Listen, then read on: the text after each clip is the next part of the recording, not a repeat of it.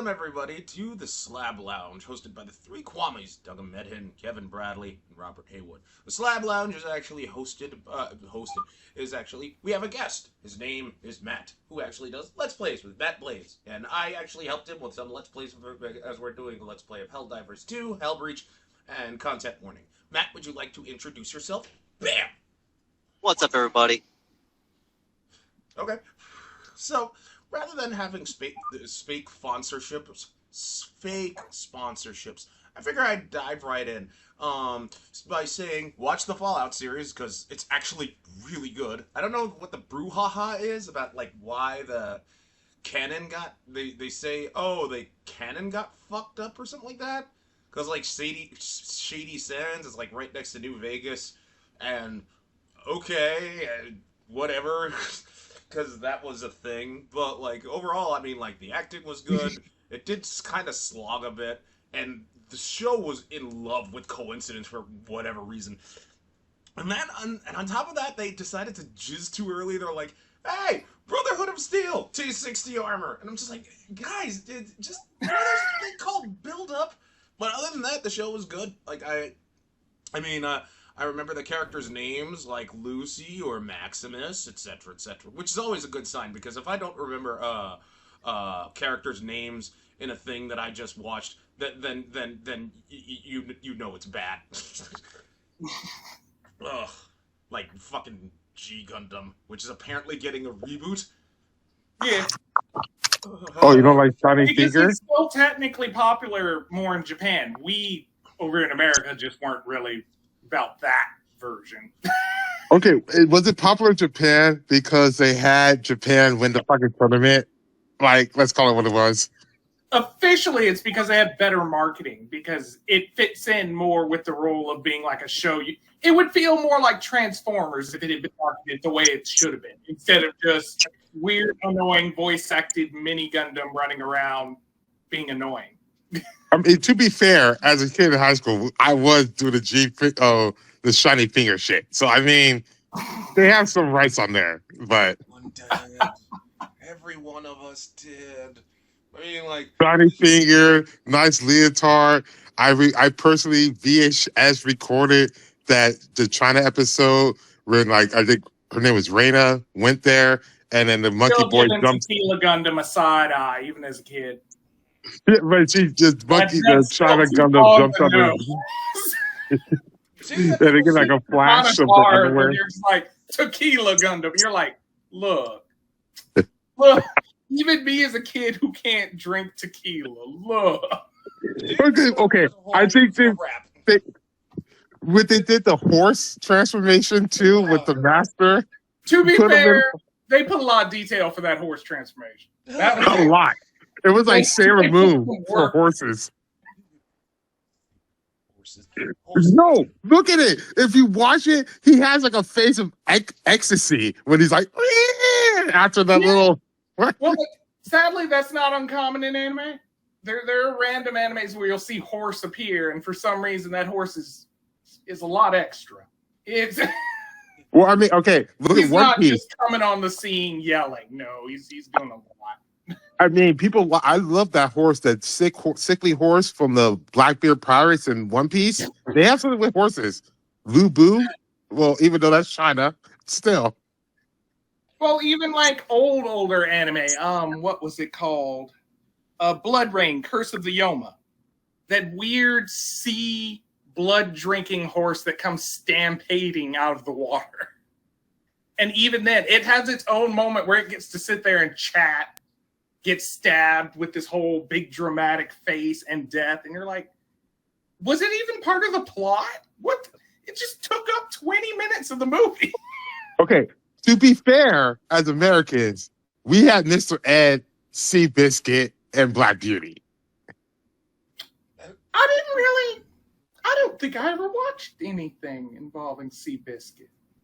Mr. Ed did like two fucking movies in a book. But I don't think I ever paid attention to Seabiscuit. What the fuck is Black Beauty other than like? It was a black horse. They had a remember also the woman being all like, "I'm riding him," and it's bareback, and yeah. This Black Beauty, you know that's that is a euphemism for big black dick. Yes, Yeah. giant black horse with white woman usually riding it, being like, "Oh, this is the Oh my best in my god! life." Well, either And that or a Oh tampon my commercial. god! I just saw the poster. Disney See, Black Beauty. yeah, White woman that's what I said. riding Like horse. you Oh knew, my you god! Okay. What knew. the Well, what fuck? about Mulan? you really want to know what Black Beauty? Do you I really can't want to believe you He's never about- seen it.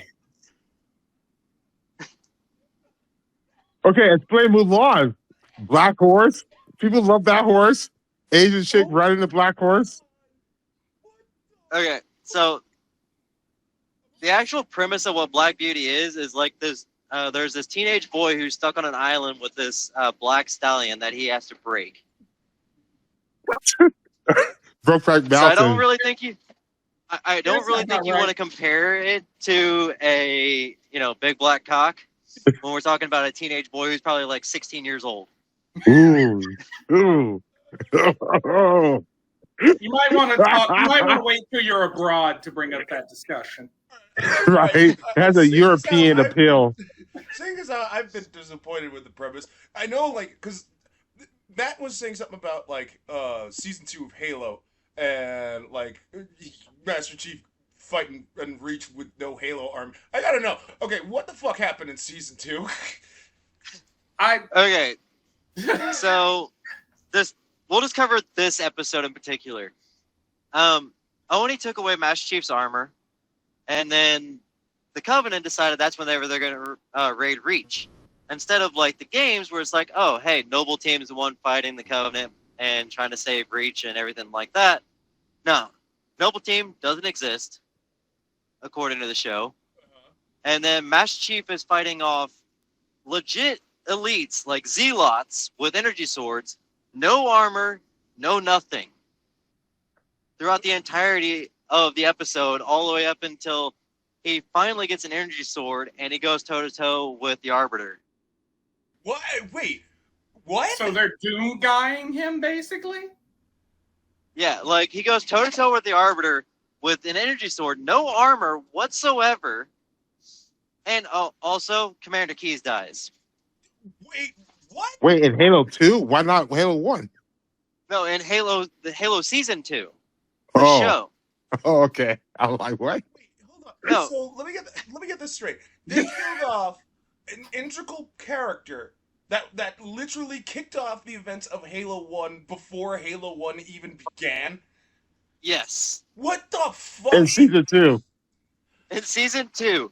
Yeah, they're gonna go off the rails. Oh my god. They got the keys to the kingdom. Oh my Ah. god. What the fuck? So wait. And then go ahead.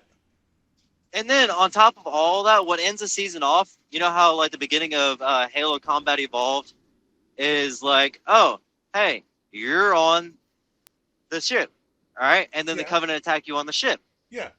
They completely bypass all of that, and then now Master Chief is on Halo. Wait, and I'm not even a big like Halo aficionado, but that's a huge jump. That is. That's literally you skipped like a ton of stuff. Wait, who's producing this? CW? No, Paramount Plus. Paramount Plus. Oh, well, CW makes more sense, but okay. Oh, you Okay, did? and then one of the big introductions that happens in Halo CE doesn't happen. Wait, what are you talking about? You don't get the introduction of Sergeant Keyes, or not Sergeant Keyes, Sergeant Johnson. What? Nope, there's no introduction to him whatsoever. Cortana's there from season 1, Okay. so you don't get the whole introduction of Cortana to Master Chief or anything like that. I just don't get it. Like, you had the script there in the video game. You literally just have to cast people and shoot it. Like, I don't understand. And okay, so Doug, we were discussing this earlier about how you understand the premise of like how they had to have Master Chief remove his helmet Yeah. and everything like that. Yeah. I disagree. Look at the Mandalorian.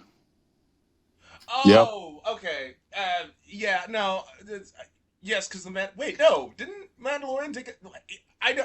For the record, I only watched one He did episode. take his helmet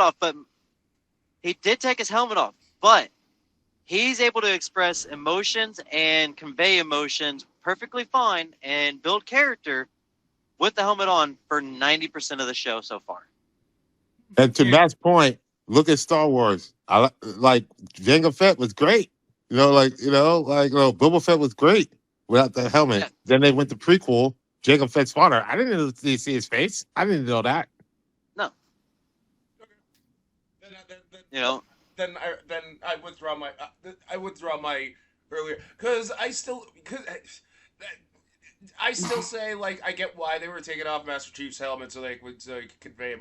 The problem with the main problem I had with the Halo games in general was to Bungie's credit, they kind of knew they weren't going to give the Chief that much of a personality because they let the story around the Chief basically drive the plot forward, and then he drives the plot forward from time to time. But then when 343 Industries, tried to humanize the Chief, it Cortana was always meant to be the main plot driver. Mm-hmm. Yeah. That's how it was meant to be. I like Master Chief as the straight man in the group. It's like Sosa Segura in Full Metal Panic. Like, it was great. Yeah. Okay. And then there was some other things that was in Pablo Schreiber's contract, whereas he wanted it explicitly in his contract that he didn't have to wear the suit all the time. Well, I mean, the only reason why I could probably get behind that is mainly because maybe the suit is just a pain in the ass and a half to put on.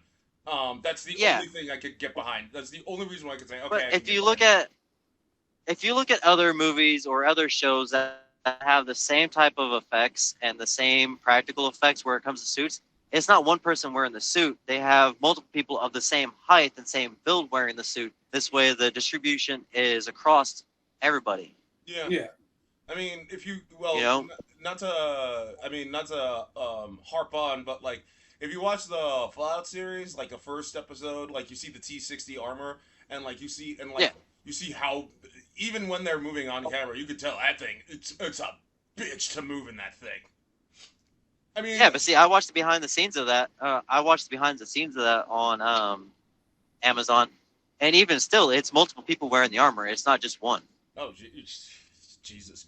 What's weird is they kind of, because I don't remember, the T-60 doesn't fly though, right? Or unless, because they So it doesn't Fallout 4. Oh, it doesn't Fallout 4. Okay, never mind then. I withdraw because I've never played Fallout 4. After Bethesda took over, I was just all okay, I'm not. I played 3. I have New Vegas, the Ultimate Edition, and while I'm a fan of New Vegas, but that's mainly because Brian Fargo, the creator of Fallout, basically handled the writing and stuff like that because it wasn't made by Bethesda. It was made by Obsidian, and that's Brian Fargo's company after he left Interplay to start, what was it? Planescape? No. Yeah, Planescape. No. Wait. Baldur's Gate. Excuse me. There you go. And yeah. Anyway, the point is I didn't play 3. I didn't play 4 or 76. Yeah. 76. They do fly in there a little bit. It's only special ones though. Mm-hmm. Okay. There's different models of the T-60s. There's the T-60 Mark 1, T-60 Mark 2, and T-60 Mark 3. And I do believe only the T-60 Mark 3 is the one that flies. Oh, okay. The only gripe, if you're a diehard Fallout fan, you're not gonna like what they did to the ghouls. That's the only. That's all I'm gonna say on that. I saw a little bit of it. I like what they did with some of the ghouls so far. I don't like the idea of how they handle the feral ghouls. Oh yeah, because they're just kind of there.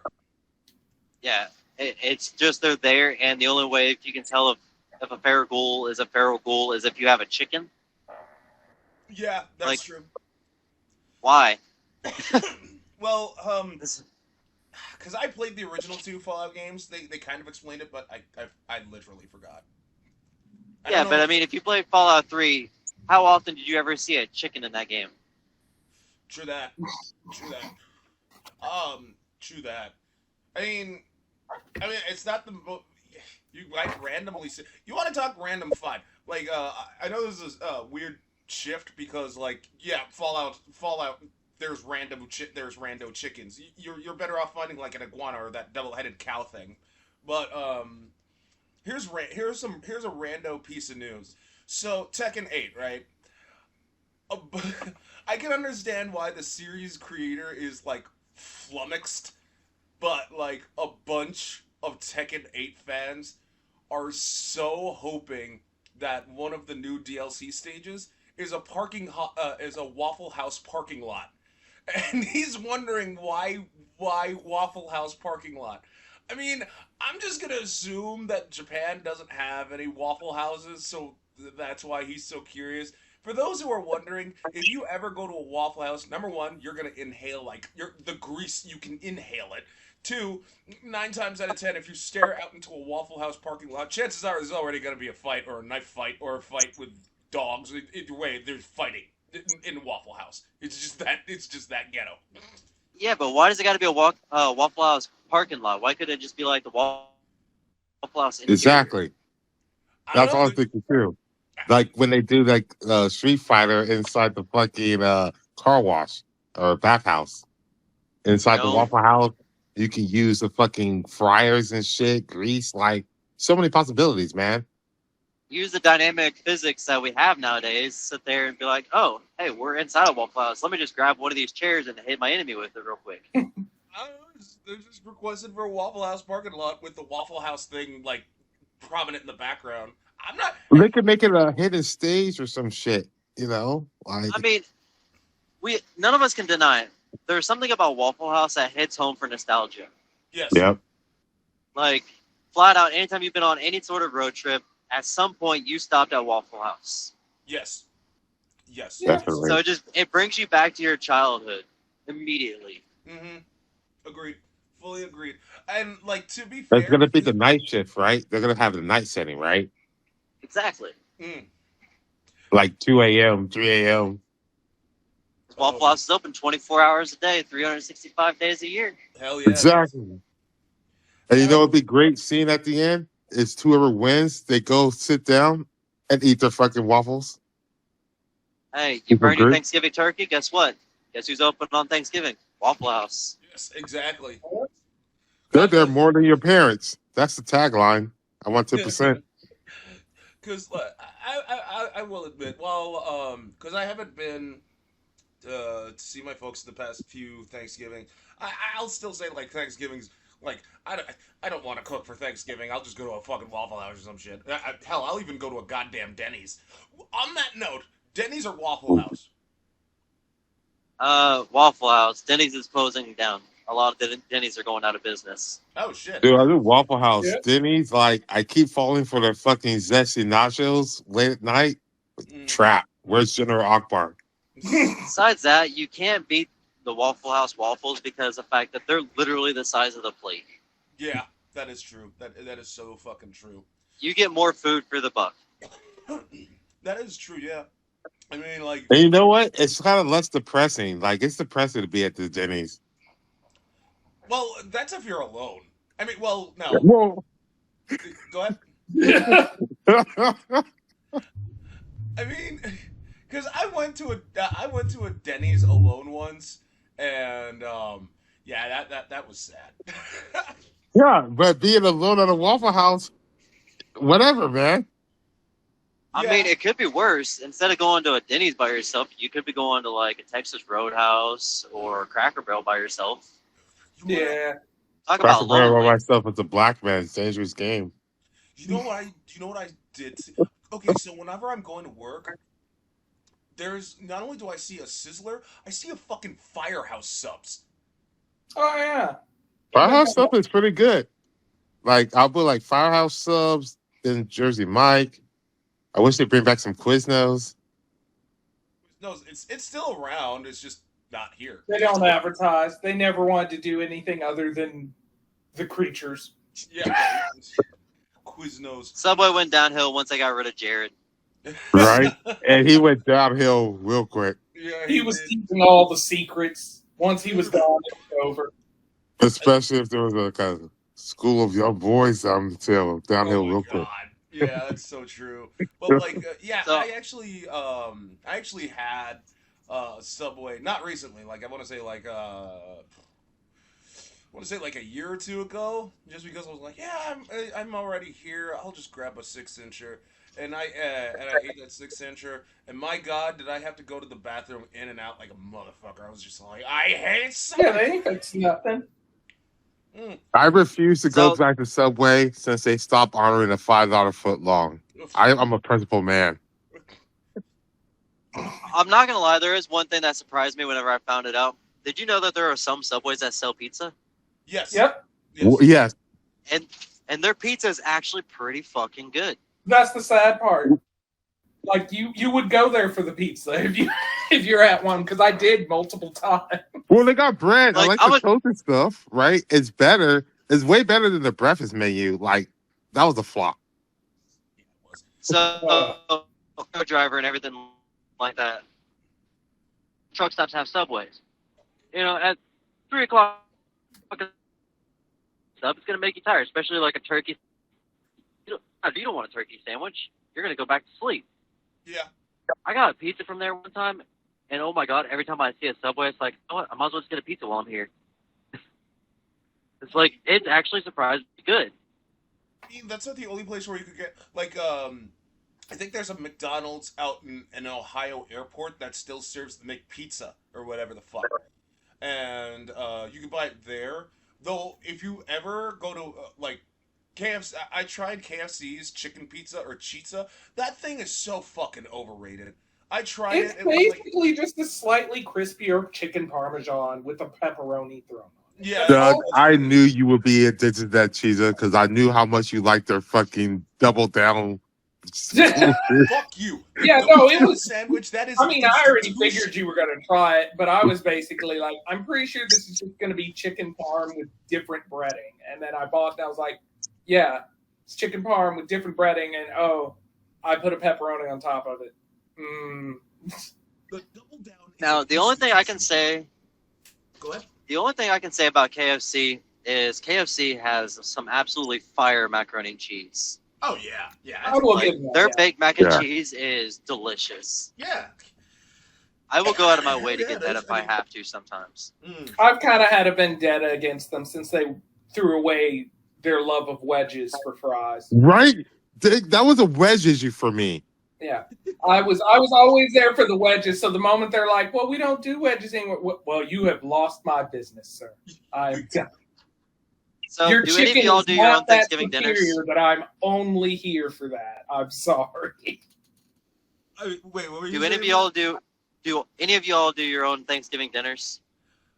I did it once, mistake. I learned from it. And knowing it's Okay. after battle, G.I. Joe. I've done it, but I refuse to cook any bird. So there's a trick. You can actually have KFC cater. Like, if you want their macaroni and cheese, like say you don't want to make baked macaroni and cheese, Mm. you can actually order a giant tray of that to take home. Oh, because I mean, I did Clear that with the 'em out for the Popeye day. Cajun turkey. I ordered that turkey meal once. It was great. I mean, I did that last year for Thanksgiving. It's like, you know what? I don't feel like making baked macaroni and cheese, and I know KFC does it right, so I'm just gonna sit there and pay the $25 to get an entire 16 or 18-inch by 12-inch tray of it. You didn't order two of them? One for yourself? I got a Secret- family of 5, and there's only like 3 of us that eat macaroni and cheese because 2 of them are lactose intolerant. So oh, okay. Ooh, more for you, though.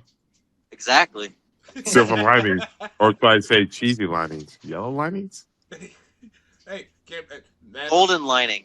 It's macaroni and cheese. It's golden. There you go. exactly. Can't fault the man for what he likes, but with me, if I'm gonna do Thanksgiving, I'll just if for instance I'm here like the last Thanksgiving when I was here, I was just like, you know what, fuck it, I'll just do a shareable meal deal and like eat it all. But like I don't know. I mean, I'm just realizing that, like, if I'm with family, then I'll cook. Thanks, then I'll cook. But like, otherwise, I'll fast food it up because fuck it. Nah, just go to Hey, get some Kenny Rogers. I can't say anything. When I was single, Thanksgiving Day was like, all right, football game on. I'm ordering a extra large pizza and 2 2 liters, and I'm just gonna sit here and watch the game. Mm. Oh, you Wings gotta are. get some wings though. I know. It's like wings isn't. Uh, You don't. Wings isn't necessarily required when you're watching a football game. Okay, that's the.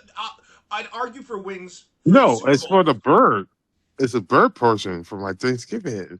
Oh yeah, fuck that noise. if you're celebrating it by yourself, I mean, might as well just eat what makes you happy.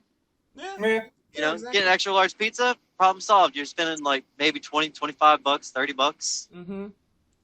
That's And true. you got Back in the day with the good ass Pizza Hut, when they had that ball giveaway, that was great. That was great when they actually gave out shit.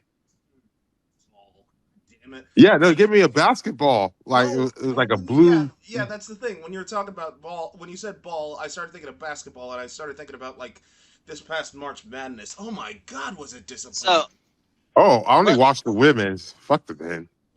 let's take a trip down memory lane. Who here remembers whenever you can order from Pizza Hut and make your own mix CD? I did. Shit. Hmm. I remember. They had some great promotions back then. I faintly remember that. Like you could go on their website and they would give you like a list of 100 songs that you can choose from to put on a 12 disc track or a 12 track disc, and you can just it comes free with your pizza. Yeah. Right? Yeah. Hell, I remember when there was an actual dollar menu for like fucking like you could actually grab like a double cheeseburger from Mickey D's for $1, and now you can't even do that Yeah. no more. And they don't even call it a double cheeseburger; it's just a McDouble. Yep. Right. Pizza They got Hut rid of used to that. also Pizza Hut used to also have the stamp cards where if you ordered 5 personal pan pizzas, you could get a 6th one for free. Yeah, yeah. They used to do like when I was going for my bachelor's degree, dude, like a fucking large, medium, one topping pizza with stuffed crust was like $5. Yep. Yeah. Oh, those days are so far behind us now. God, I feel like we're like those old men talking about back in my day, we could get a can of beer for a beer for 5 cents, and now look at you, you little shit. We had to walk 15 miles uphill in a snowstorm, barefoot to school. Yeah, I had to find a bear with my notebook, and I had to make sure my notebook was intact because that was the only notebook that would last me for the rest of my life. Well, see, and that's why I feel bad for kids these days. It's like they're not going to experience some of the greatest things that have ever happened in our generation. Oh no, they're pretty much. Well, I guess the best word would be stunted, because there's a ton of things they're never even if they learn it by like someone tells them, they're never going to get a chance to be able to experience unless someone goes out of their way to recreate it. Yeah, so I got a 9-year-old and a 10-year-old, and they watch YouTube a lot. Yeah. And they're watching this horror game that Markiplier was playing. And literally, they heard the dial-up sound, and they're like, what is that noise? It is so annoying. You're like, oh, that was our I was like, lives. that was my childhood. Yeah. It's like you could not do anything without hearing that noise anywhere you went. You went to computer lab in the school, you heard it. When I was with my students, literally like on this past Friday, right? One of the teachers, they're all like, one of my colleagues, he was telling me like, oh, you know how I get kids to get to know the nations of the world? I put on the world song from Animaniacs, and I'm seeing this one of my students. They're just watching that. I'm like, you're what? It's like, oh, it's the world song. I'm like, yeah, I know the first verse. United States, Canada, Mexico, Panama, Haiti, Jamaica, Peru. But you have to put that on mute because you don't have any headphones. They all look at me like, how do you know this song? I'm like, I grew up with it. You need to tell these kids you're gonna be lucky that right now this AI is the weak it's gonna be. You're gonna be telling your grandkids, man, you're so lucky you don't have sensitive robots out to kick your ass. Oh no, they'll be Yeah. telling that to the android nanny anyway. That's they're not telling that to the real parent. What are you talking about? Yeah. That's Siri after she got her new makeover. That's all that. It's like the last house we moved, or the last house that we lived in. When we moved into it, there was a corded phone mounted to the wall. My kids were just completely baffled that something like that existed. Yeah. Oh yeah, we still have one in our household, and like anytime we have any guests that aren't adult enough, and they come over, they're just like, "What?" And their like mind is just broken. You should have Like, told them. Go ahead. Oh, I said you should have told them that the corded phone is because you had the wisdom to keep the technology beast on the leash. Oh no, ours is that old, literally built into the wall with the handle thing on there, and you had to push the buttons. Oh. Yep. Oh, So rotary. the only cord you still see the little ringing bells at the top. Yep. Like it's that one. So that's why they're just like gone. It's not even just regular old landline. There's like, what is that thing? We're gonna look wise as fuck because like we saw the threat. We kept the short leash on these things. You guys made it wireless. Yeah, like I had one of my old Sony Ericsson flip phones, and my son found it just in a pile while we were moving. He's like, "Is this a phone?" I was like, "Yeah." He's like, "How do you text on it? There's no touch screen." I was like, "I promise you, you have to press the button more times than you want to just to say hello, how are you?" Yeah. Yeah. Or, "Hey, what's up?" All right, you're pressing the button like 15, 20 times because if you go past F, well, you're going all the way back around. Hey, that's back why we had pagers and beepers. If you were gonna put that effort, you want them to be able to read it and be like, it's right there. I know I sent it to you. Maybe that's the trick to ADD people. Give the ADD kids these texting so they can't text easily. They got to put so much energy to say anything. That's why I made it a rule to where the kids aren't allowed to watch any newer cartoons unless they're educational. Yeah, They're only allowed to watch like 90s and early 2000s cartoons. Yeah. Ooh. Stuff Like with cartoon. actual lessons at the end. Yeah. Like they watch Rugrats, they watch the Animaniacs, all that type of stuff, Pinky and the Brain. Don't let them Ren and Stimpy. All the way up until it became a Spike TV show. Yeah. I mean, that makes sense. Like, I never really liked Ren and Stimpy. I thought that animation style was disgusting. But, like, I know it still has, like, a huge diehard. Yeah, there's still a big... I never was on board for... Like, there were certain aspects in the show I'd be like, oh, that's cool. But I could never really just sit and watch the whole thing and be like, yeah, I'm into that. No. Oh. It gets so much more interesting once it became Spike TV's Ren and Stimpy. I heard, but like again, that was an uphill battle from the jump because I know the OG creator for Ren and Stimpy really wanted to make it like prime time because he wanted to compete with Simpsons like hard and like super cartoonify it, yeah. But like even I mean, that was just the 90s in general. Everybody was competing with the Simpsons. True that, but like you see where I'm getting at because like Ren and Stimpy had its own style of doing things. Like I said, I thought it was just disgusting. But like after I heard it went on Spike, I heard better things about it. But like it still wasn't my cup of tea. Am I the only one? So obviously, 90s and early 2000s cartoons, they had like an adult premise to them. Ren and Stimpy, when it went to Spike, it became like soft-core porn. Oh, dear. I believe. Well, that. I think they had it also leading up or after Stripperella, right? Yeah. It literally follows Stripperella. Yeah. But I mean, hell, like a lot of shows from the like Dexter's Lab. The amount of shit Dexter's Lab got away with, yeah.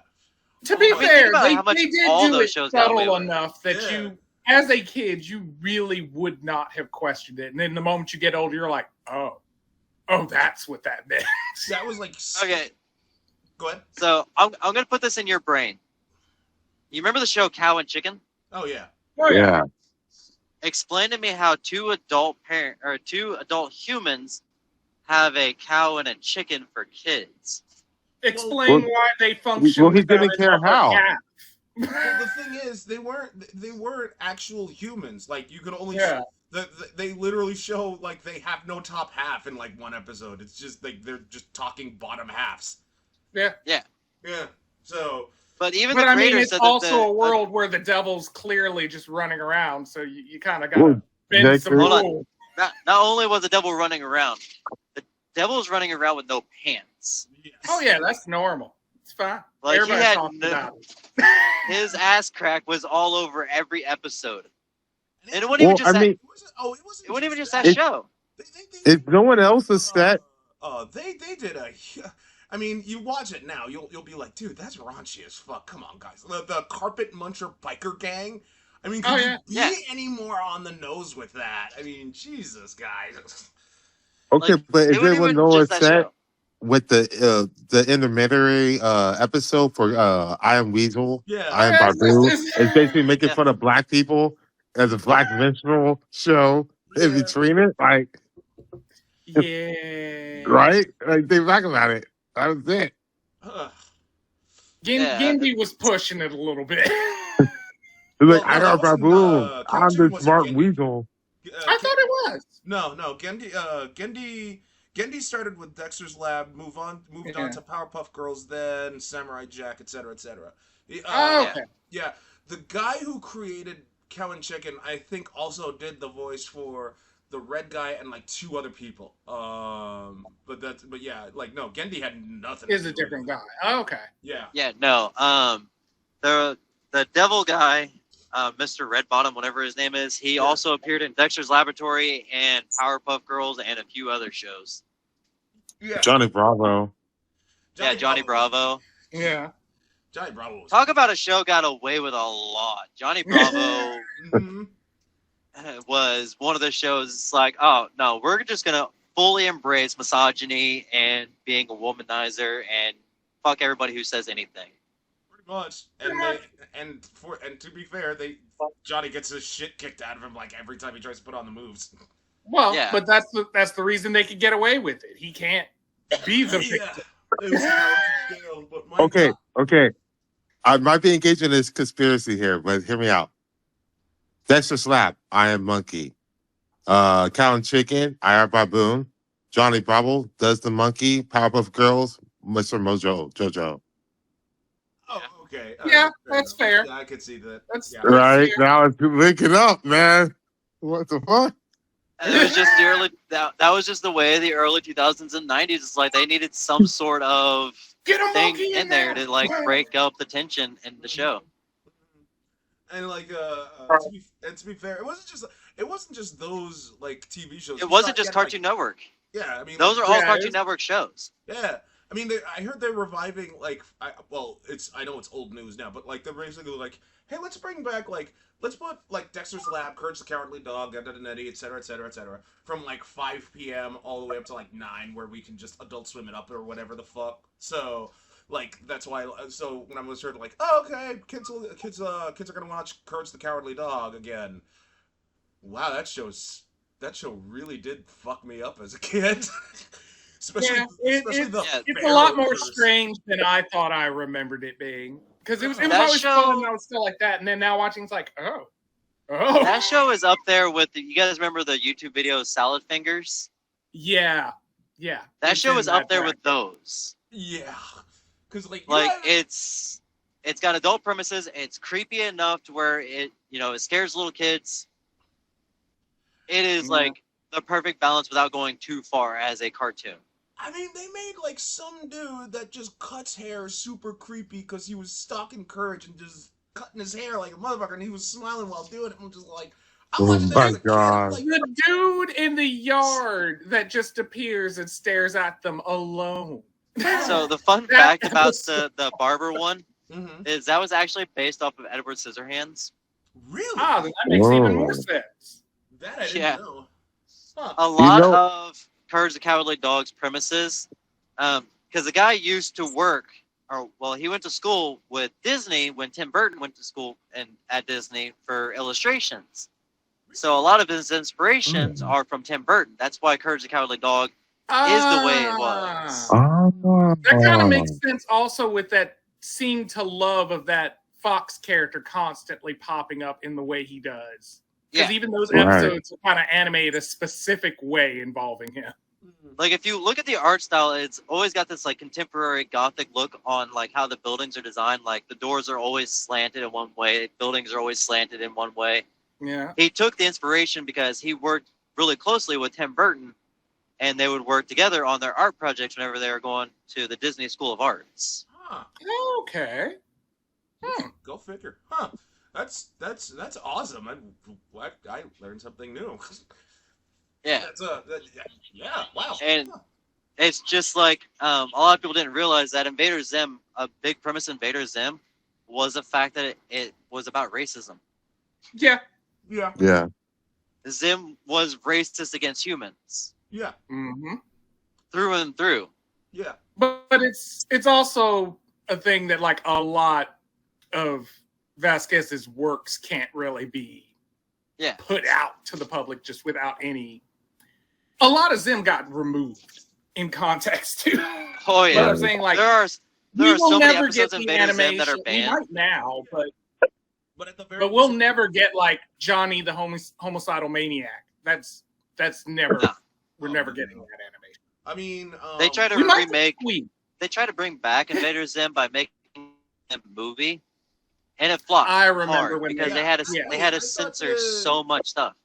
Yeah, I heard they were giving. Yeah. Well, I know Invader Zim got a proper series finale. I didn't know that they were remaking it, remade it into a fucking movie.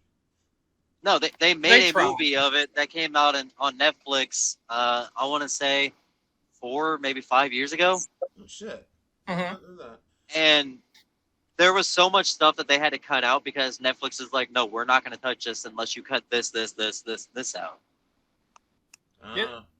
Well, I mean that. Jeez, I don't know how to feel about. You want to know something else that I don't know how to feel about? Get this. So, Thundercats, right? It's getting made into a live action movie. Did you watch the newer show of it? Yeah. Like, why? They changed so much and just made it like, I get that they were trying to make it into an anime, But even then, why? Like, they were trying to ride the coattails of Avatar: The Last Airbender and Legend of Korra. Well, So they were trying to write that art style. The thing I'll say about that reboot was it had the voice actor who did Terry McGinnis in Batman Beyond. Other than that, like, there was nothing really. Will Friedle, I think something it like is. that. I Friedle? don't remember his name either, but like, that's the only good thing I'll say about it. But I don't know. But like, the director for the upcoming Thundercats live action movies are like, we are going to make it as nostalgic as we can. We're gonna make sure everything stays like from the OG cartoon, but we're just gonna live action it. I don't know how to fucking feel about that, guys. Like seriously, Yeah. like, it's just. I I can't spare emotion for it because after like the fourth try of trying to be like, we're gonna bring it back, and it's like, I still don't think y'all understand what the show was. So it's the same thing with Netflix you is can't trying bring to it do. back if you don't really get the premise. Netflix is going to be making a live action Sailor Moon as well. What? Didn't they Yeah. just do a remake of that? So it's like, Also, It's hard for me to whose say- spectrum of the live action? American live action or no, it's going to be Japanese live action. I'm not sure I'm okay, because I'm not sure I'm ready for American Usagi trying to, pop lock her way into being Sailor Moon. I'm not ready for that life. They said that I'm it's good. going to be headed by the lead designer for the show, the original anime. Really? So it's going to have all the all the Okay, story well then- premises from the original creator and everything Well- like that, which is fine because they did good with one. Yeah. The person that did One Piece did the same thing for the One Piece live action, and it wasn't that bad. I'm like, if they're getting the proper people attached to it, then that's different. That's not them just trying to slapdash something together for money. So I'm Yeah. I'm intrigued a bit, Ben. So I feel the same way about the Thundercats. I'll wait and see how it plays out. Yeah. I mean, I mean, I'm conflicted about true Thundercat lore anyway, because I later learned comic stuff that happens in the future of the series, which is confusing, but I don't know all the details, so I can't really. At some point, Lion-O teams up with Mum-Ra to fight a bigger threat, but then Mum-Ra betrays him like you'd expect, but then Lion-O's like, there's a whole big thing. But basically, Third Earth's in war again, but there's some new aliens that showed up to do it. well, yeah, because Mega Sex, like with all of the nostalgia stuff. I mean, yes, I'll talk about Mega XLR, but you know what? I'm gonna actually kind of sort of focus on. Come on, stupid mouse. So, granted, with all of the nostalgia talk that's been like going down, one thing I might just instead of, because Matt, let me bring you some quick context. Every now and again, right, we like to take a movie and give it the Mystery Science Theater 3000 treatment. We did it for Black Ninja, and we did one for Cyber City 080808. We did one for Demon City Shinjuku. We lost that because the fucking laptop crapped out on us. No, that was the one where the audio just wouldn't work on my end. There was another movie we did, a Samurai Cop. And Dude, that was great. I was on one so bad.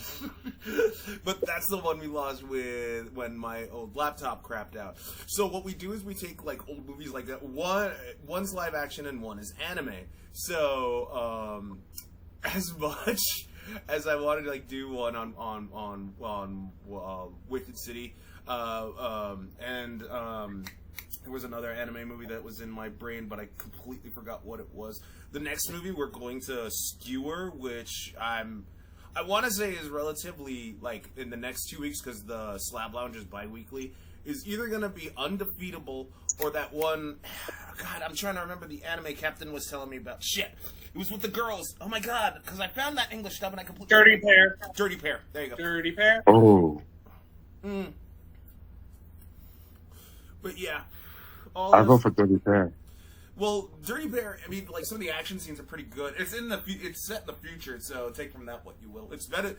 It's kind of better than anything fucking Cyber City 080808. Ugh, that fucking thing. But Samurai Cop. I wish that thing survived. Anyway, but yeah. So that's something we're gonna do, and I know Gabe wants in. So Gabe is a dude. His channel is Yo Gaben. He does he streams on Monday, Wednesday, and Friday. And he's chill. He's legit chill. Me and Kevin, we go back. We know Gabe, and we go and we go way back in the day, in our days in Arizona. So. There is that, and Megas XLR. Why can't they do something with Megas XLR? I mean, I know the creator of Megas XLR wanted it to be a comic anyway, so after the second season wrapped up, he was just like, yay, it's a comic now, but come on, guys, it's Megas. Gotta just I mean, wait for someone to throw money at it, I guess, on that end. Right? I'm assuming all of the same thing that Say again, you were kind the of... show ran its course, and then they just... Wait, what? Smallville? Hold on, Wi-Fi. Yeah. Alright, can you hear me now? Yeah, we gotcha. Yeah. Can you hear me now? Okay. So, I'm assuming it's probably the same thing that happened to Smallville. It ran its course of 12 seasons, and they did a 13th season in a comic form because they wanted to finish off the story that way. Yeah. They just ran out of funding. The studio that was making it just couldn't afford to make it anymore, whatever the cause of it was. A tragedy. It really was. Like, Megas XLR, I mean, they took Bruce Campbell and made him funny. You can't do that. I mean, that's not hard to do. I love Bruce Campbell in his earlier movies.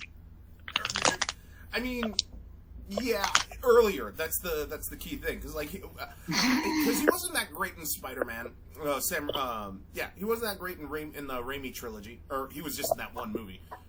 He wasn't. He was. What was it? He was the King of Thieves in like Hercules and Xena the Warrior Princess, and he fucking sucked then too. And then he tried to do a series on, like, I think it was like a secret agent that was like in the Revolutionary War, or just like it's set in the events like a little ways after the Revolutionary War or some shit like that. It was just god awful. Like, Bruce Campbell peaked whenever he did, Evil Dead. Yes. Yeah. Like, and that's why he stuck with doing Ash versus the Evil Dead, was because of the fact that he knew that he could play that role. Mm-hmm. Fully agreed. 100% on that score. That's why I loved, and that's when I loved him in Mega Sexual Art. He did such a good job as that intergalactic wrestling guy, and the way they just parodied everything in Megas, from like, what was it? The series finale was like, "Hey, let's parody Gundam," and I'm just like, "Thank you, I love you, I love you." And the way they just keep knocking New Jersey is the stuff of legend. I'm from New Jersey, and I can honestly, like, if you say you're from New York, yes, I'm still legally obligated to hate on you, but I'm gonna be the first one that bashes New Jersey like a motherfucker. In fact, one of my students, she was all like, "Hey, Mr. Doug, you shouldn't make fun of New Jersey. I was born in New Jersey." Yeah, you're out in and you're out in California. You had the sense, your parents had the sense to get out of that fucking place. Well, I didn't say fucking, because, I don't want to get, like... Yeah, I'm like, why are you breaking that child in so early? The only problem I have with Jersey, really, is just the streets in general. Like, the highway system in Jersey is horrible. Yes, it is. Of course it is. It's New Jersey. They want to make it as overcomplicated. They want you to stay away from New Jersey as much as you can. The only redeeming factors that Jersey can have is possibly like the food, but that's just the East Coast in general, and that's it. Don't they produce a lot of cabbage? Huh? Don't they produce a lot of cabbage? Who the fuck gives a shit about cabbage? What I find funny is the fact that Jersey is considered the garden state, and yet they have hardly any, like, most of New Jersey is just the cities. Yes, exactly. There's no gardens in the garden state. Fuck New Jersey. Well, they have like a high producer of chemical runoff, right? And cabbage. Dude, the East River is in Jersey, and that thing was declared a fire hazard in the 70s. I mean, there's nothing good in New Jersey. There's just no. Oh, River? That's Jersey. Oh my god. Even the Nets didn't want to stay in New Jersey. Those assholes moved to Brooklyn. Oh, fuck New Jersey. The Giants and the Jets are in New Jersey. Giants are, well, no, the Jets are cursed. I like, in all of football, I don't follow football at all, like, that much, but I know my brother does, and even he says, like, the two teams in the East Coast that are most cursed are the New York Knicks and the New York Jets. I know Knicks and Jets are like basketball, football, but he's right. I mean, like, look at the New York Knicks. They haven't been good since Ewing left. Ewing was, like, the prime to win fucking any form of fucking championship, but, like, Jordan got in the way. Yeah, Jordan got in the way. After that, the Knicks just went downhill. Your Knicks have been good to now. You have Jalen Brunson. You're second in the East. But the thing is, you guys can't get to a second round Eastern Conference. Exactly. I mean, like, kudos to Spike Lee. He's still, like, a legit New York Knicks fan. Kudos to him, man. But, like, they're cursed, and the Jets are cursed. The Jets have been cursed. Oh, my goodness. I mean, I got the only cursed on teams my that are fantasy cursed. league. Oh, no, you're right. Yes, those aren't the only teams that are cursed, but, like... I mean, look at the Dolphins and the Cowboys. Well, the Cowboys kind of deserve it. Yeah, well, yeah, the Cowboys did... The Cowboys got some rings, though. I mean, like, the Knicks and the Jets... Yeah.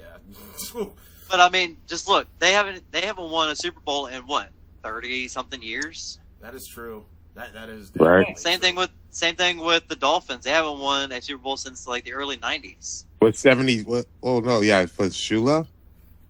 Yeah. And then Marino never got a ring, even though he should have got Yeah. one. I mean, oh. Or the Detroit Lions. Yeah. They got close. Yeah, but they won't win it. No, they won't. Just won't. Oh, I wanted to be Ravens versus Lions Super Bowl, but no, we got Chiefs. You know, and then New England's out of the running now, so that ain't gonna happen anymore. Yeah, but they're trying to get Blocker in a New England thing, so good luck. That'd be interesting. Sidelines. New England's been out of the running since they lost Brady. Not gonna lie. That's probably for the best. But like, that's I mean, funny. yeah, I mean, you win 7 Super Bowls under one team. Mhm. It's the year of the Chargers. Volta. Like I heard, of all like the fan bases. No, that's not fair. I know the Patriots fan base is like a little on the rabid side. Like what I mean, They by can that- be. Yeah, but then again, that could be same for like any fucking fan, like any fucking fan base. It's like The biggest issue with the Patriots fans is whenever you start mentioning the ball deflation. Yes. Like, that immediately triggers them because it has been proven numerous times that the balls were never deflated. Yeah. Yeah, that's one way of gaslighting them. The ball thing. Even I heard about that, and that shit was just. I mean, like, I was just all like, guys, come on, you really. But gonna what go about after- Tom Brady's cell phone? He You refused to talking about give it his up. you talking about his cell phone footage that he had? Yeah, he forgot to know he's refused to give up the cell phone. Oh my god. Yeah. What else So- are you gonna bring up? What else are you gonna bring up? The fucking Hunter Biden laptop? Get out of here with that nonsense. Seriously. Yeah. Oh, yeah. Yeah, There was all there of was a it. legitimate reason why he didn't want to give up his cell phone, and it wasn't because the reason everybody thought it was. Oh, Giselle nudes? It's just like, He had nudes on his phone of his wife. yeah. Why would you not? Like, normal people aren't excited to just give up their phone. Like, Yeah, even he's I like- don't care what the situation is. I don't care how law-abiding you're. Like, oh, I do everything right. If someone walked up and said, "Give me your phone. I want to look in there," no one Yeah. is just going to be like, So- "Yeah, no." There's at least one picture in your phone Mm-hmm. that He had you're recently like, talked "No about it on a one podcast. and I haven't deleted it yet. Yes, exactly. He had recently talked about it on a podcast that he had nudes of his wife on there, and he had sexual videos of him and his wife on there. Yeah, exactly. Yeah. Like, So they, So yeah, of course, he doesn't want to sit there and give up his phone. Would you want to give up your phone if that means that there's a possibility that sex videos of you and your wife could be leaked all over the internet? hell no, I'm not gonna do that. Like, no. Yeah. Yeah. Especially after that know- time, he has kids, right? He's like 4 kids Yeah. at that time. Yeah, he's got 4 kids. 2 of them are one of them's at like little. Another one's in middle school. One is in high school, and another one's graduated. Ugh. But like, yeah, it's like, So- no. It wasn't already floating out in the ether. There's no reason to do something that might make it be out there. yeah. Especially for somebody who has like so many eyes on him, as he does. That's one Like- of the reasons why I don't want to be like Super on- famous. I don't want to be. No, there's a difference between like if Mad Hen House gets like mainstream, right? Cool, that's great. I don't mind us taking the credit for making the company go that route. I just don't want to be on camera Yeah. because like fans can get really obsessive and shit like that, and I keep hearing horror stories and shit like that. And I'm like, no, Well, people from Yeah. your past will come out of the woodwork, too. that too. So yeah. let's put it in a that's different bound way. to happen. There's internet famous, which is like, okay, yeah, you're famous. Say 30, 40 million people know who you are, or if you get up to like Mr. Beast level, 200 million people know who you are.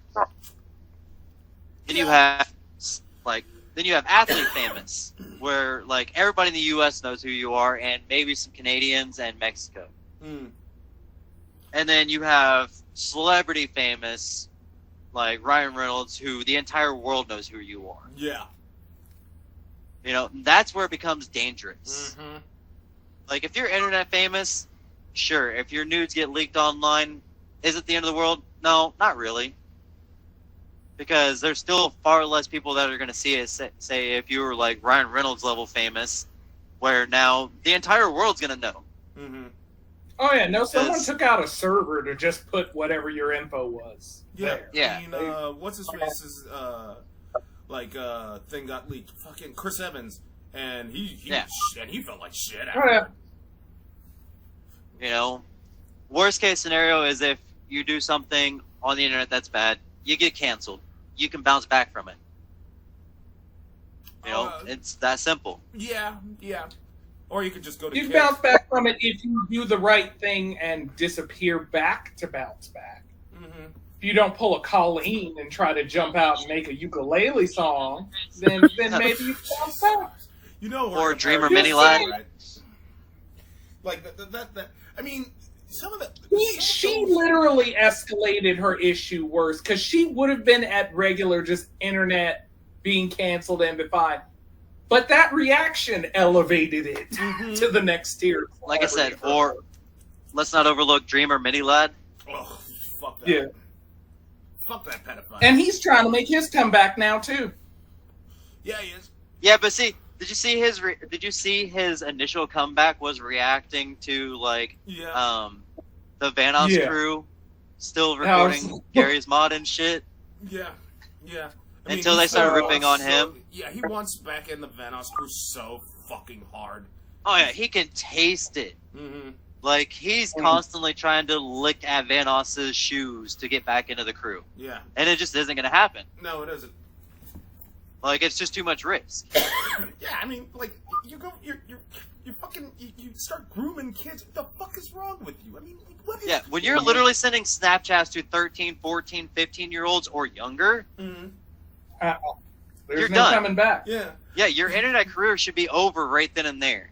That's essentially like what we were talking, like, because okay, so when I'm going to work, right after I see the firehouse subs and all that shit, on my way I take the Southern bus. The bus driver on that second bus, he's cool shit. We actually started bantering back and forth about the shit Diddy's in right now with that whole sex trafficking thing.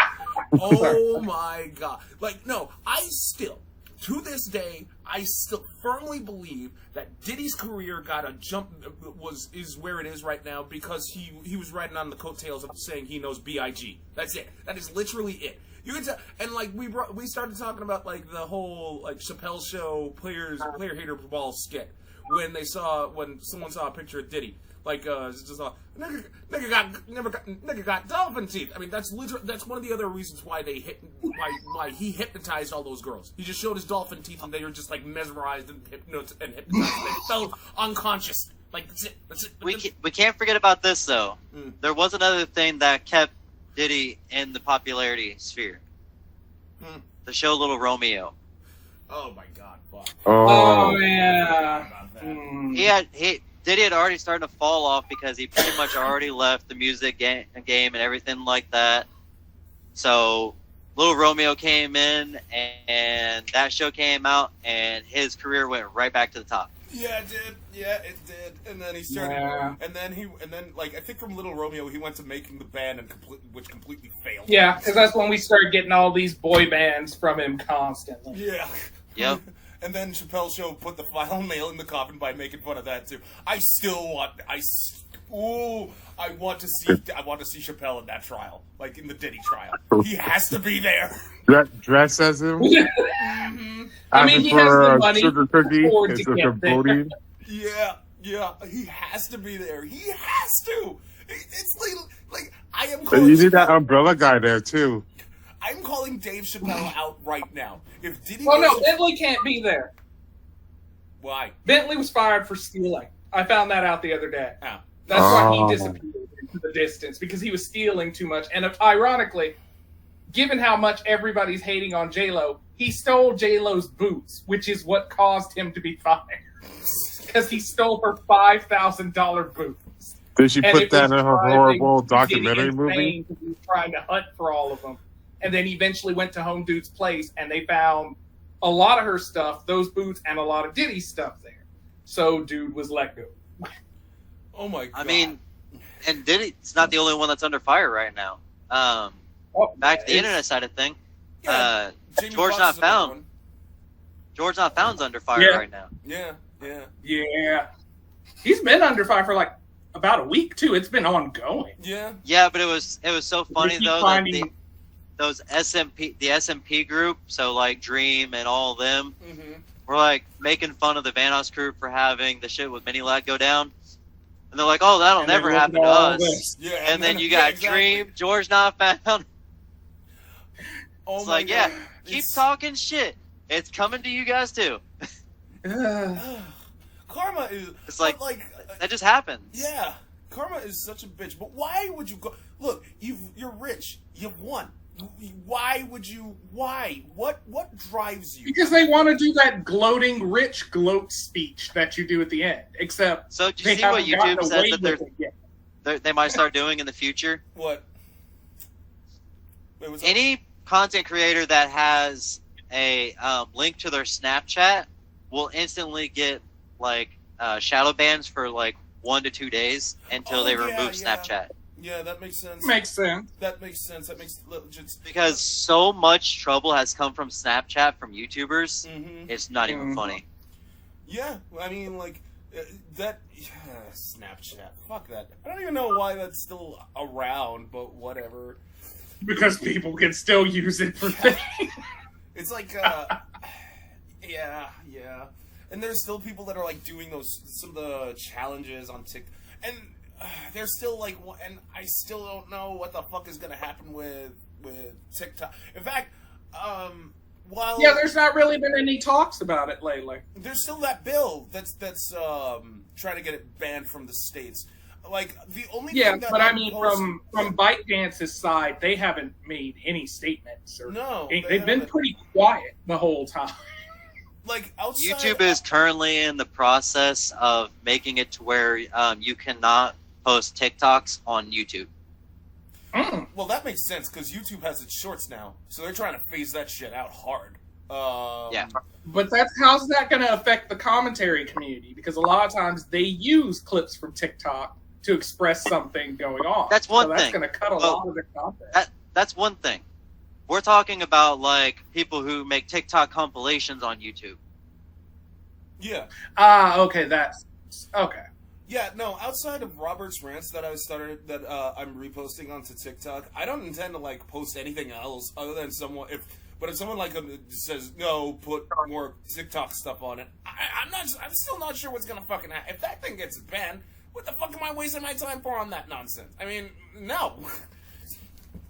No, it's just I don't even bother I mean, with I TikTok. don't even have I an stick account, with so YouTube. I'm not even in it in the first place. So. I only have the I have to have the social medias active. Yeah. Because it's Mad Hen House. We have to do it. Like that's just the thing. But if something's just not going to be around in a month or two, I mean, like I'll have videos scheduled. I'm just not going to make content for TikTok. I don't mind making shorts or chopping like we're taking like a ton of the shorts and like the Slab Lounge funny moments and posting them onto TikTok, but I am not gonna make any form of TikTok shit on for TikTok whatsoever. No. See, When it might disappear. Yeah. what it comes down to is if I end up branching my channel out into other things, or like say my channel grows, what I might do in the future is just do like Mr. Beast did and just do like the Matt Blade shorts, and it's a channel directly for shorts and only shorts. That sounds like a viable like thing. It's just that even if like shorts gets like a bunch of views and stuff like that, but keep in mind they'll tell you it's tough as shit to make money just on shorts alone. Beast They're changing that. Do you see the newsletter? Yeah, I saw the newsletter. They're relaxing on the requirements a little, but it's still at the end of the day, it's still a fucking uphill battle. Yeah, but they're also changing the ad revenue percentages of it too. Yeah, I know. But again, it's still an uphill battle because last I checked, when I read that newsletter, and if I read it wrong, I apologize. You still can't customize your thumbnail, and on top of that, YouTube still has like 500 hours of content uploaded to it every minute. To try to stand out from that crowd is, Oh yeah. So Under the customization thumbnail for the thumbnails and stuff, that is a feature that they are adding in the future. mhm. But with shorts being as only 60 seconds right now. They're trying to figure out a way that they can make them a little bit longer. This way, there's more options for thumbnails. Right. One thing They want to move it up to like a minute and a half. That's where they want to cap it at, is a minute and a half. Right, but one thing I want to try to take advantage of hard, and I've been looking into this, I've just been coming up short. YouTube playables. Have any of you three seen that? No. No, I don't No. think so. You can play games on YouTube. I mean, any Yeah, they are games not or talking about that. Yeah, no, they're literally technically that was around a long time ago. the but I've been trying to like get in on like how to upload EXEs on that shit, and I'm still coming up short. Like I've seen I saw the games. I was like, what the fuck? Because that literally started popping up into my feed during spring break. I didn't see it at all beforehand, and I'm just like, what the fuck is this? So They tested. They had the groundworks for that set like long time ago, like 2010, 2011. Because you remember. Go ahead. You remember how the buffering used to be like just a bunch of dots that would go in a circle? Oh no! Yeah, that I know what you're talking about. But like, no, there's actually like a legit section. No. I know. Yeah, but that was the original groundworks for it. Was they were testing whether or not you could actually run games in a video format on a video service provider. Yeah, but now they have like that's what they were testing out. Yeah, but now that with that section, like you can like legit like play games now, even without like playing a video. And I've been looking like, okay, what are the upload requirements? Because I really want to get in on that. Like, because I could just come up with like either like a Flappy Birds clone or just Asteroids or some shit like that, or Asteroids clone and shit like that. Post that onto. And make that shit in Unity, because Unity is better for browser games than Unreal is. Trouble is, whenever I'm looking into it, apparently it's still a beta and won't be open to the public. So I'm just all like, "What the fuck are you talking about? I see that right here." Yeah. Let me ask. Go ahead. They're using the old Stadia servers. Damn. So basically, what it is you have to get into the Google development team. Mm-hmm. Not like actually be hired by Google, but become an actual Google developer. Fuck that. And you have to get into their partner program for that. And then you'd be able to have access to their Stadia servers where you can post the games on there. Yeah. Eventually, it'll be rolled out to the general public, but they'll probably put a pricing on it.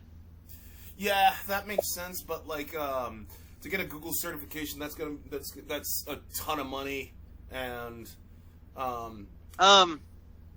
well, what I mean is eventually you won't have to be a Google developer. In the future, it'll just be open to anybody, but you'll have to sit there and, like, okay, say they charge you $10 a month to host your game, and then you make profit off the game whenever it's played. Yeah, exactly. But, like, until then, in the future, there will be robots, and we have to sit on our hands and just have the web game section on madhenhouse.com and shit like that carry the torch, which sucks, because I was really hoping to try to get in on that. I'm like, oh, okay, because Unity works, and Unity is better for browsers. Speaking about robots, did you see that somebody's trying to develop a game using AI and Unreal Engine? Dude, that's not news. Yes, I have, but like, it's not just them. Squeenix is using it in Foam, that Splatoon knockoff. Bethesda already admitted to using it. Well, I mean, there's a guy on Reddit. I saw him. If I can think of it, or if I can remember his name, I'll send you a link to it. Yeah. He coded an AI that all he has to do is put in a prompt like ChatGPT. Yeah. And then it will go into Unreal Engine and then design said character model or level, whatever it is, and then all he has to do is input like what type of game he wants it to be, and it'll go through and select everything that he needs to do and write all the code and do all the blueprinting for him. Fucking. I mean, that's just a shit thing about AI. Like Philip DeFranco said it best. AI is only just gonna get better. There's nothing you can do about it. You just have to roll with the punches. Yeah. I mean, it's just. I mean, there was that one fucking comedian that commissioned an AI to sound exactly like George Carlin and do like this George Carlin-esque comedy special or whatever. and like everybody jumped down that dude's throat, rightfully so. Why would you George Carlin? What in God's name? What the fuck? Like, really? Yeah. I mean, That's my fiance's favorite comedian. George Carlin was the man. Well, and even in that, of all principals, of all comedians to pick, the one who would have, with all his heart and soul, been like, "Don't do this." Mm-hmm. Why would you do it with that comedian? Yeah. Of all. Okay. So I think there should be a hard and fast rule when it comes to AI. And unless you have explicit permission from the person's family, you should never do any sort of artificial intelligence from somebody who's dead. Oh yeah. That's just the thing. I kind of feel that way with doing anything involving anyone's work, assuming their family's alive. Okay, at that so- point. 'Cause if you're doing something from like the '60s, then Let's talk about. We'll take it down a different route a little bit. Okay, so Paul Walker. How'd you guys feel about the whole finishing of Fast and Furious 7 whenever they used AI to, well, not AI, they used like computer graphics to replace his brother's face and everything like that? You think that was tasteful or distasteful? To be for fair, the situation, tasteful for that particular situation. Okay, But now if they had done to it finish just off the wildly, series, no. to finish off the series of Fast and Furious, because this next movie is going to be the last one of the series, they're doing that again. But they have explicit permission from his family, and his brothers are acting in it. This way they can both reprise his role. Is that distasteful? I wouldn't say so, given the families involved. keep in mind, you will not hear me nor Robert answer this question because Robert and Fast and Furious, he hates that. Like, I'm just staying out of the whole. Well, no, I'm no big fan of Fast and Furious, but I just mean on a principle level. Yeah. Like, Yeah. the family's involved, so I don't see why there would be that much of an issue if they're okay. I will say, without a doubt, Fast and Furious was great all the way up until it wasn't, which was about Fast and Furious 7. Wow, After that, it kind of went downhill. wow, I think you're the only. I didn't person make it to actually- 7 before I copped out. I'm sorry. I think you are the only person that actually said Fast and Furious was great until like 7, because like the general consensus, even when we had Gabe and AIM, the general consensus was the first 3 were the best. That's it, and then after that, The reason why I say that is because of the fact that that's when Fast and Furious actually had a solid foundation. Once it hit Fast 4, Fast 5, Fast 6, Because it's built up its lore and everything. Yeah. it had a solid foundation on what the actual purpose of the movie was. Whereas Fast and Furious 1, 2, and 3, it was just like, okay, here, there's this bad guy, we have cars, let's race. You know, there was no actual foundation for the story to continue. Yeah. All right. All right, I'll get. And then, you know, once you get to like 4, 5, 6, and 7, that's where it actually had a foundation to continue the story on. The only reason they went past that is because of Paul Walker. So wait, let me get this straight. There's gonna be an 11th Fast Furious movie? The last one, yeah. Okay, whatever. Oh, you're so naive. Do you know why there's 11 though? Honestly, it was the money. That's it. That's literally it. That's If I why remember it's gonna be more than their 11. report, Yeah, the the last money- one that was the supposed money- to be the last one got divided up. Yeah. They're gonna divide it up even more, and they're gonna find a way to make it to a TV series. So, Universal doesn't make as much off of Fast and Furious as it did before. Well, because I checked the records I checked the box office records for Fast X, and you're right. Like, if you look at the trend, it's not making anywhere near as much money as it used to, but it's still making bank. So It's not even that. So Universal has a contract with Paul Walker's family yeah. to where Paul Walker's family gets 10% of all the revenue. Mm-hmm. So that right there is one reason. Vin Diesel takes a good chunk of the money, but also all the actors give away a percentage of their money for Paul Walker's family. Yeah. The only reason the Fast and Furious movies are continuing is because Paul Walker promised 11 movies. Vin Diesel was going to stop it after 7. Okay. Yeah, That's the only reason it's continuing. Trust me, I'm sure they're gonna continue on with it after 11. No, that's why the TV theory they'll comes in. They'll probably rebrand it as like the new generation or some shit. What they're doing is the entirety of the original cast, so like Vin Diesel and all the other original cast members, they're not going to be it anymore. The only thing that there's going to be left is Hobbs and Shaw. Yeah, but like, yeah, I get that, but like, you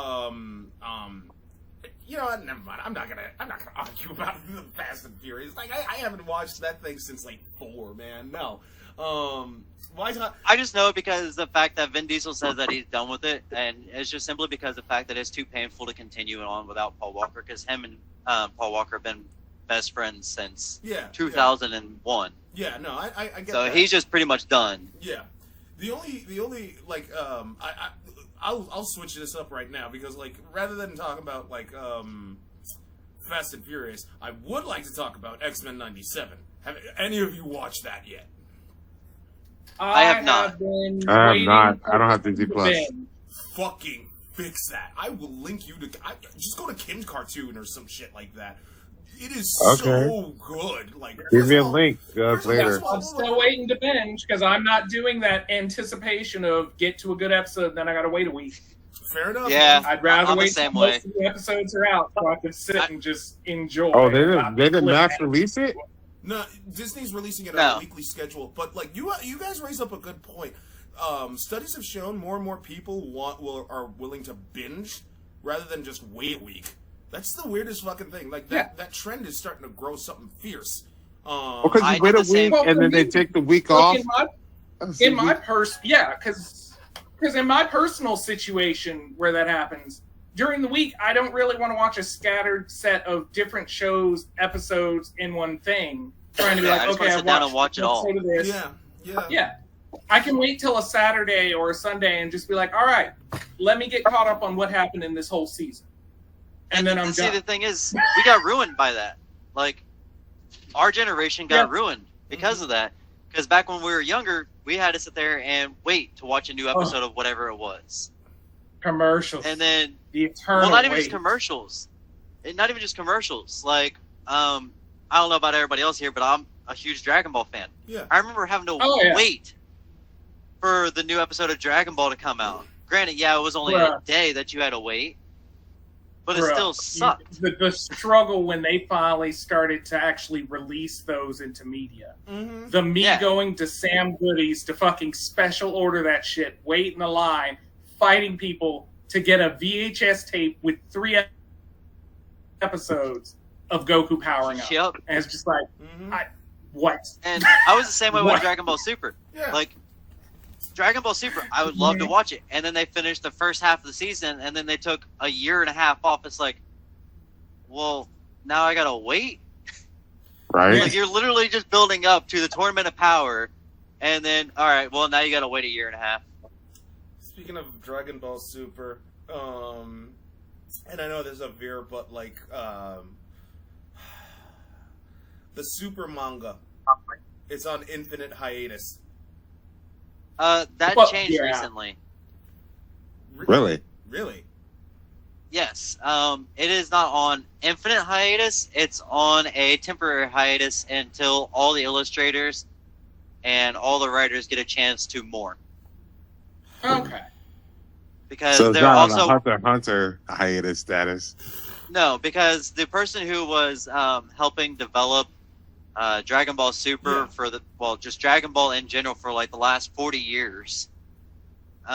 He is taking over the creation of it, but he wants to give everybody time off to have time to mourn. But since everybody's working on not only Dragon Ball but other manga at the same time, everybody has to take off set intervals of time. So they're giving people like a week off here and there. Like, say 4 people take off 1 week, and then 4 people take off the next week, so on and so forth, until everybody's had time to take off to mourn. Yeah. And then once that's all said and done, then they're coming back, and then they're going to go full on into making it again. Yeah. because it's not. Okay. It's not Toriyama. Toriyama does, when Super was coming out. Toriyama didn't have. He basically just either advised and shit. He didn't write it all. Like it was the new people taking it. Yeah. So the biggest thing Akira Toriyama did with Super was help with the designs of the new Super Saiyan forms and stuff like that. yeah.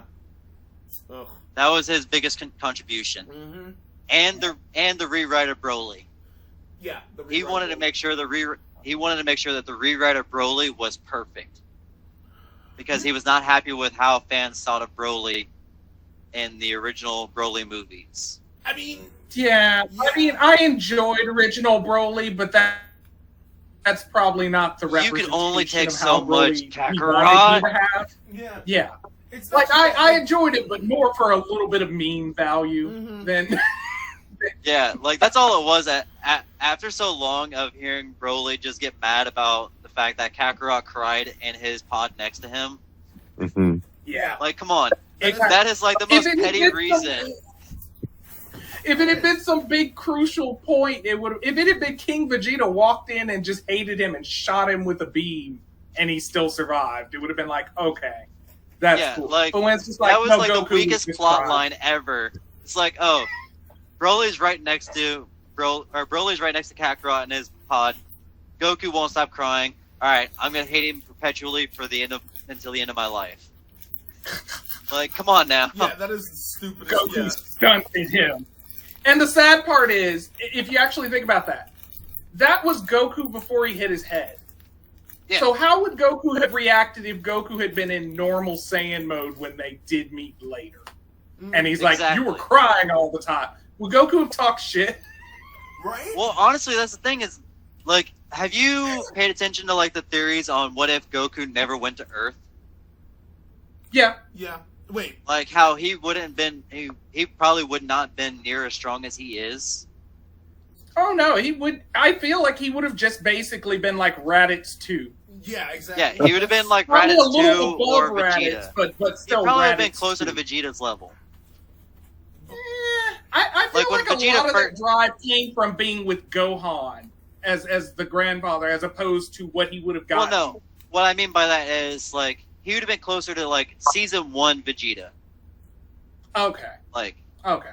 no I can Super see Saiyan, no anything else. It's No just Kamehameha, season 1 no- Vegeta. Yeah, no multi-orb, Yeah. none of that. It Yeah, was- especially when you consider if he didn't go to Earth, he would have been to other planets, other gravities, different experiences of training and fighting. Mhm. Yeah, no, that makes There's only one theory that says Goku would have been stronger, and that's if Goku were sent off and got somehow landed on Beerus's planet. That'd been the only way Goku would have ever been stronger than what he is now, because he would have been raised as a destroyer. Yeah, Beerus is a destroyer, but like at the same time, that's a huge, because there's no the RNG I mean, gods because- must have been like, you know what, Goku, go to Beerus. The chances of that happening, and even then, That's the like, thing. And even is then, that- The the only way chances I are would so have seen small. that happening. the only Yeah. Uh-huh. The only way I would have seen that happening would have been because they wouldn't have sent it to Beerus's planet, I wouldn't think. But No, it wouldn't but be they would have on sent it- Beerus to recruit someone if he thought they like going to see them about. He already interacted with them before. Although, if Goku was being sent to one of the planets that surrounds Beerus's planet, That would If- be, yeah. if Goku happened to be going by while Beerus was in the process of being trained by Whis, we all know that Whis increases the gravity of Beerus's planet whenever he's training somebody. Yeah. So that could have pulled Goku's ship in because he would have got pulled into the gravitational pull. I could see that, yeah. But And then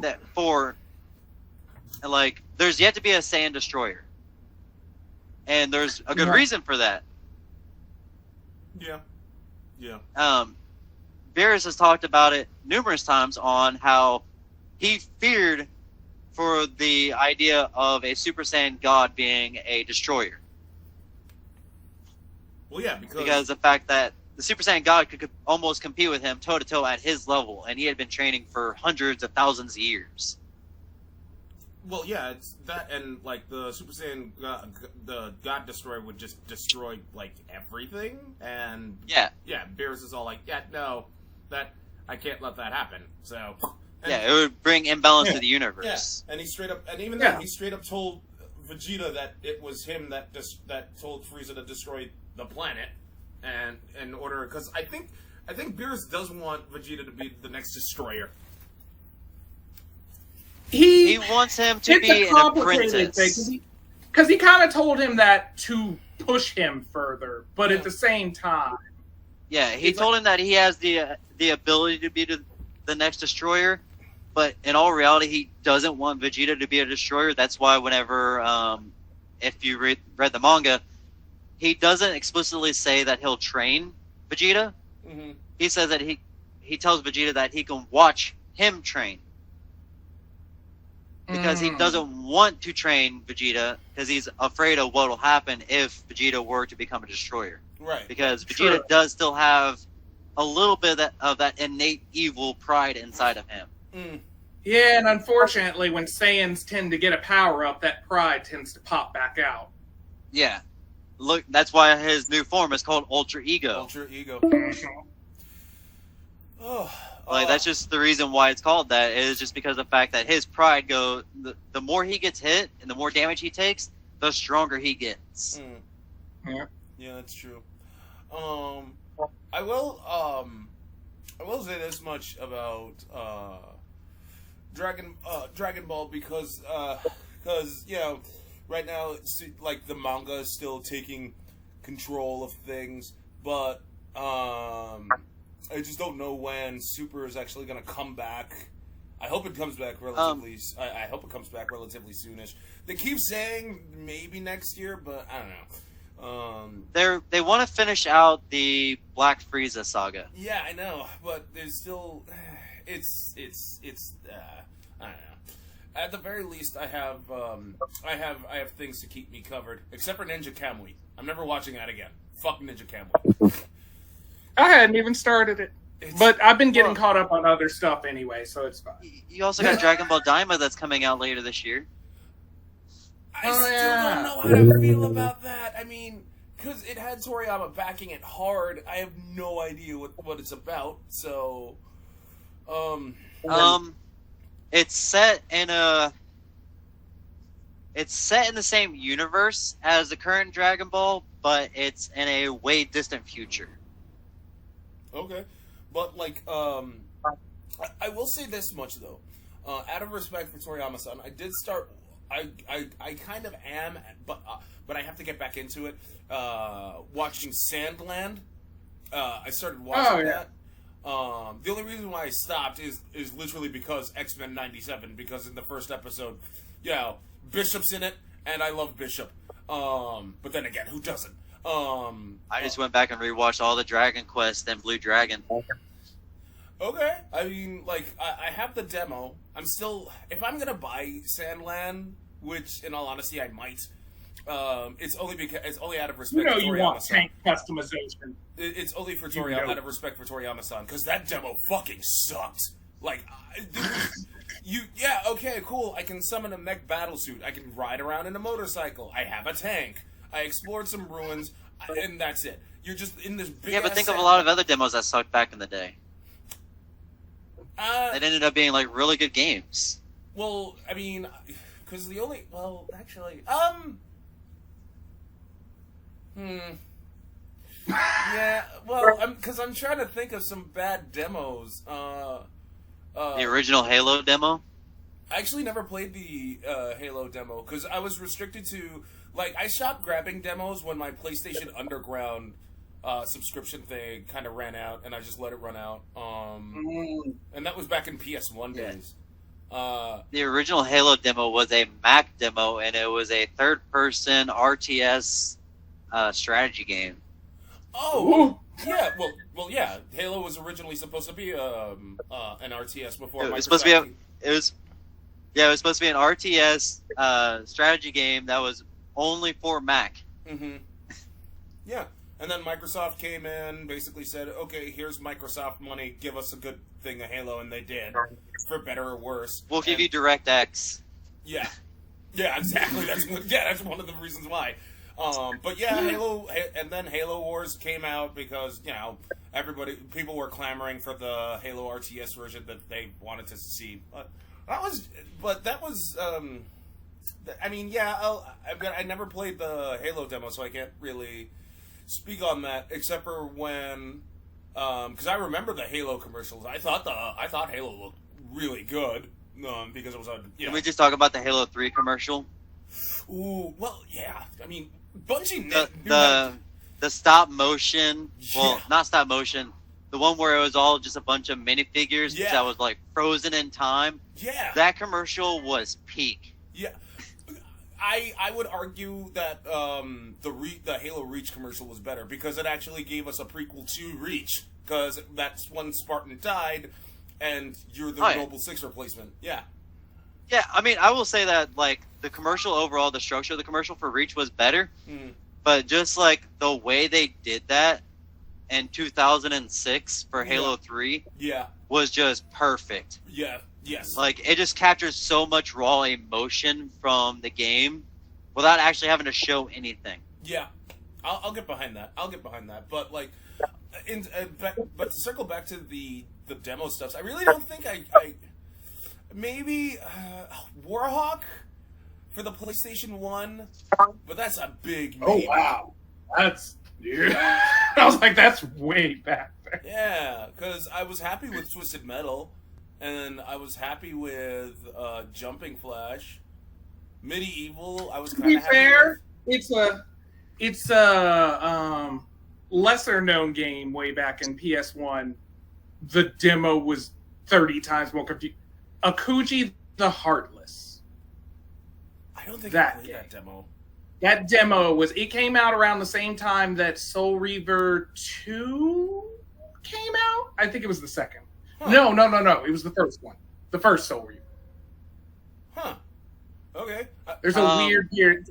I always get confused because there's a weird period of time with the whole Soul Reaver Legacy of Kain game period. Kingdom Hearts. Kingdom Hearts.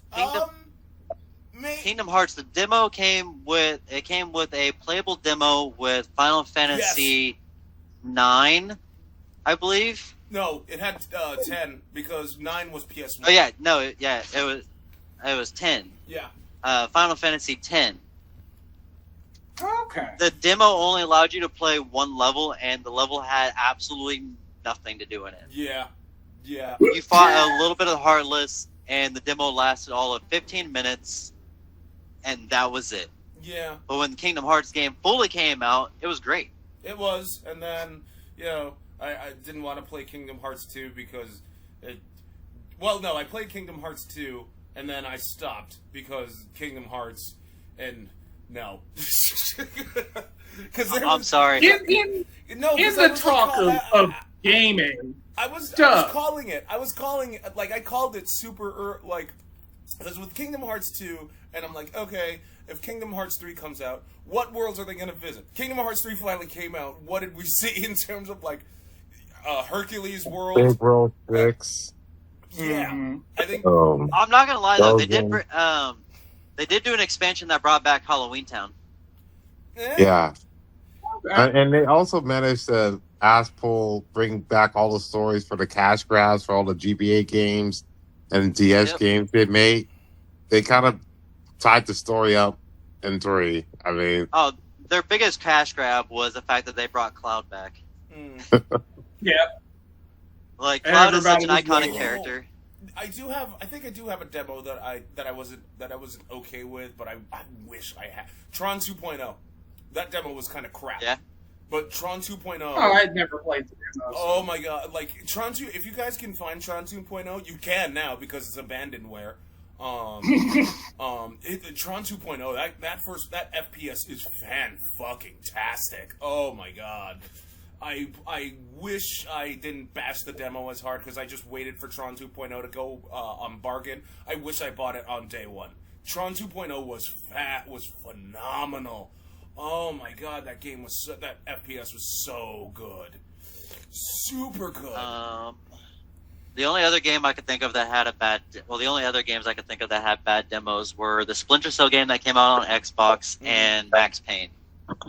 Yeah, Max Payne I'll get behind, because Max Payne did, which is weird. Because I heard they're this is the last thing we're going to talk about. Then we're going to call it.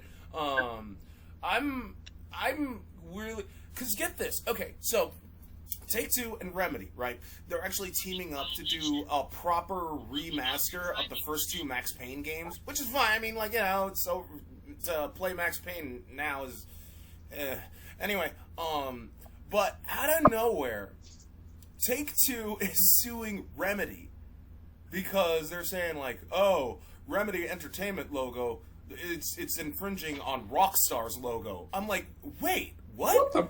First of all, you guys are contracting them out to remaster the Max Payne games, which is under your label.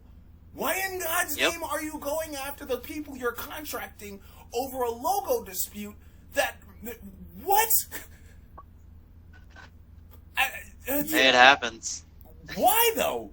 Take-Two literally went to Remedy first, right? They're like, hey, we want to remaster the Max Payne games, but you guys did the Max Payne games, so why don't you take another crack at, like, we'll give you full, like, if you want to update the visuals, the character models, etc., we're happy, we want you to do that, right? And Remedy's like, sure, we're the guys that did the whole bullet time effect, let's do it. And now, all of a sudden, like, while Remedy's working, they're just all like, oh, Take-Two's like, oh, by the way, we're going to sue you because your logo looks like Rockstar's logo, and we don't want there to be any brand confusion. What? Yep. Oh, I mean, it's just like the same thing with other games that are making a return. Microsoft just hired Rare back to sit there and remake Conker's Bad Fur Day. Oh, that's good. That's good. I mean, because it's Conker. Like, I can take her, like, personally, I can take or leave it, but, like, it's good to see Conker get some love, because Conker's had this weird reputation. Everybody knows who Conker is, but then he must have dropped out. But then again, we're about to call it anyway.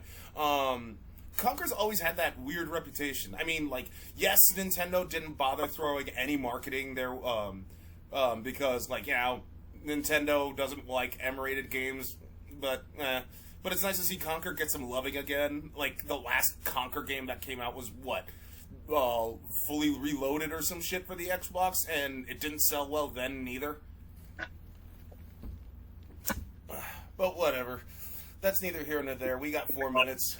In that 4 minutes, before we go, quick addressing things, since you're doing live Let's Plays of Helldivers 2. I'm going to need you to be better about teamwork. What are you talking about? You What? You need to be better about teamwork, sir. What are you talking about? I have been in a mission with you on Helldivers 2, and you left my ass during extraction. Wait, I did? I didn't? Yes. I came in because you didn't know, because you were already in there, and I just popped in. And then as the extraction got there, I died. Some other dude was off defending an area. You jumped on the ship and fucking left. You didn't even respawn me. When was this? About a week ago. I've just not spoken to you to address it. About a week ago. Wait, that was probably during. It was on a Friday night, I think it was. That was a spring break when I was where I got drunk. Mm-hmm. You were definitely drunk, sir. That Yeah. that wilding at that moment, it was kind of like, oh. Yeah, I was drunk. Okay. So yeah, just wanted to address that. Just don't leave your teammates when you extract. That gets us more benefits. Okay. Anyway, on that note, thanks for tuning into the Slab Lounge, everybody. Don't forget to like, comment, and subscribe.